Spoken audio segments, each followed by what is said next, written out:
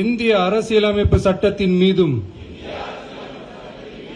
இறையாண்மை மீதும் நம்பிக்கை வைத்து அனைவருடன் ஒற்றுமை, சகோதரத்துவம், மத நல்லிணக்கம், சமத்துவம் ஆகியவற்றை பேணி காக்கின்ற பொறுப்புள்ள தனி மனிதராக செயல்படுவேன். சாதி, மதம், பாலினம், பிறந்த இடம் ஆகியவற்றில் பெயரில் உள்ள வேற்றுமைகளை களைந்து மக்களிடையே விழிப்புணர்வை ஏற்படுத்தி